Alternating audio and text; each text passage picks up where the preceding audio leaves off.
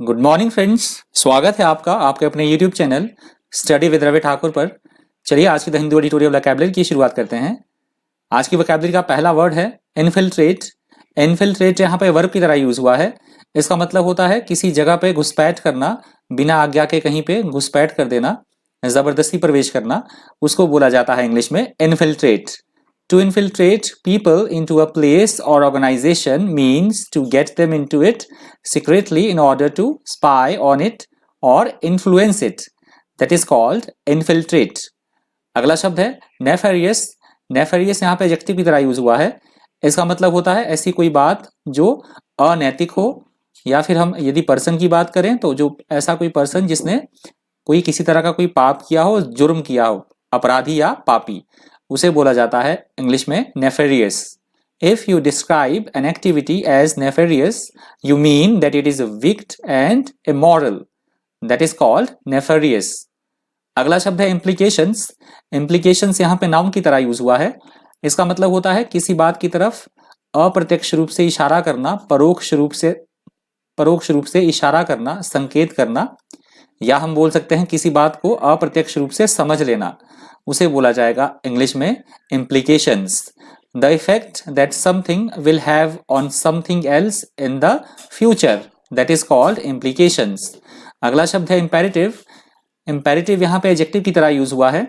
इसका मतलब होता है ऐसा कोई काम या ऐसी कोई बात, ऐसी कोई घटना जो बहुत ज्यादा आवश्यक हो, अनिवार्य हो, बहुत ज्यादा इंपॉर्टेंट होना, उसे बोला जाएगा इंग्लिश में imperative. If it is imperative that something be done, that thing is extremely important and must be done. I hope आपको समझ में आ गया होगा imperative का मतलब क्या होता है।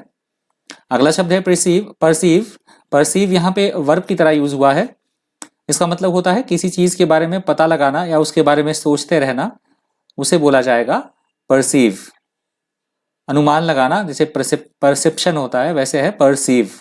If you perceive something, you see, notice or realize it, especially when it is not obvious.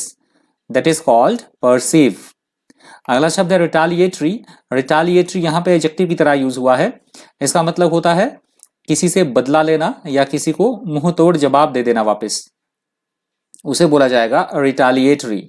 If you take retaliatory action, you try to harm or annoy someone who has harmed or annoyed you. That is called retaliatory. अगला शब्द है unsubstantiated. Unsubstantiated यहाँ पे adjective की तरह use हुआ है। इसका मतलब होता है ऐसी कोई बात या ऐसी कोई घटना जिसे कि सबूत या प्रमाण के आधार पे भी जो सिद्ध ना हो सके, निराधार होना, एकदम से अप्रमाणित होना, तो उसे बोला जाता है इंग्लिश में unsubstantiated. A claim, accusation or story that is unsubstantiated has not been proven to be valid or true. ऐसी कोई बात या ऐसी कोई घटना जो कि सबूत या फिर प्रमाण के आधार पे भी सिद्ध ना हो सके, एकदम से निराधार होना या अप्रमाणित होना, उसको बोला जाता है इंग्लिश में unsubstantiated. अगला शब्द है डोजियर.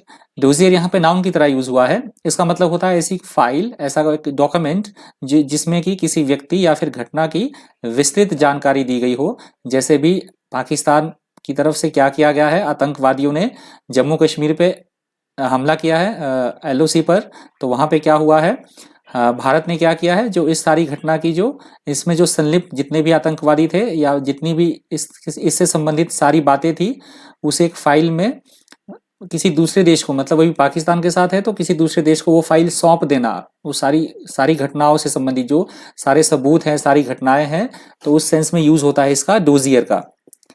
अगला शब्द है इंटरगोइंग. इंटरगोइंग यहाँ पे एडजेक्टिव की तरह यूज हुआ है। इसका मतलब होता है ऐसी कोई बात या ऐसी कोई घटना जो एकदम से आश्चर्यचकित कर दे या फिर बहुत ज्यादा रुचि पैदा करने वाली हो, उसे बोला जाता है intriguing. If you describe something as intriguing, you mean that it is interesting और strange. That is called intriguing. Next word है अनइक्विवोकल. अनइक्विवोकल यहाँ पे एडजेक्टिव की तरह यूज हुआ है।